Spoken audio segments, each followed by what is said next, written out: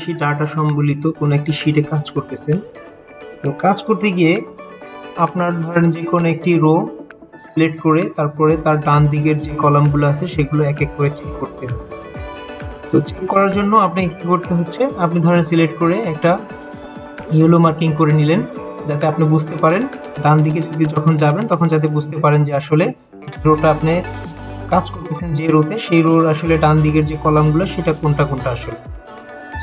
জিনিসটা আপনি যখন কাজ করবেন বারবার আপনাকে কিন্তু এই একটা একটা করে হাইলাইট করে তারপরে কাজ করতে হয়। তো এই হাইলাইটটা যদি অটোমেটিক হয়, অর্থাৎ আপনি যদি যখনই যে কোনো রোতে সিলেক্ট করবেন তখন অটোমেটিক সেই রোর সম্পূর্ণ কলামগুলো অটোমেটিক ডান দিক থেকে সিলেক্ট হয়ে যাবে, অর্থাৎ হাইলাইট হয়ে যাবে, তাহলে কাজ করা কিন্তু খুবই easy.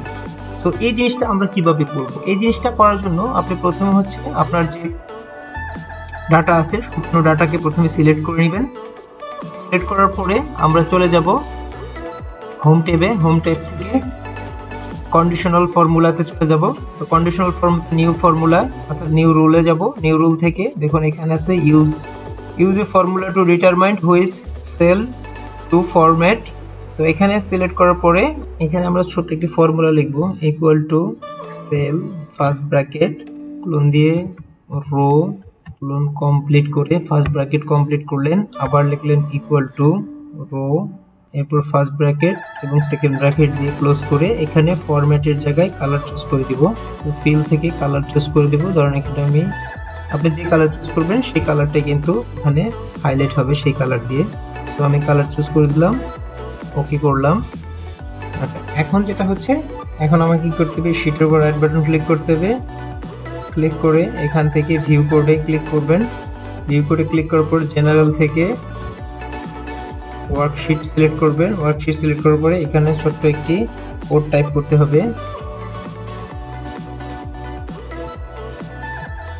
Active cell dot calculate. Calculate চলে আসছে, জাস্ট এটাকে সিলেক্ট করে দেন। ওকে, আমরা এখান থেকে ক্লোজ করে আমরা শিটে চলে যাই।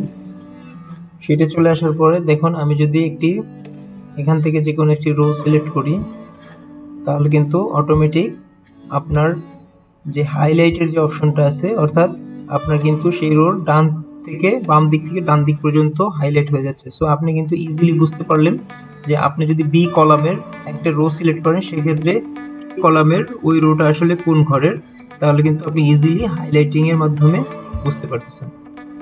সো এটি কিন্তু কাজ করার ক্ষেত্রে আপনার যদি অনেক বেশি ডাটা হয় কোনো একটা শিটে, সেক্ষেত্রে কিন্তু কাজ করার জন্য আপনার খুবই ইজি একটি ওয়ে হতে পারে।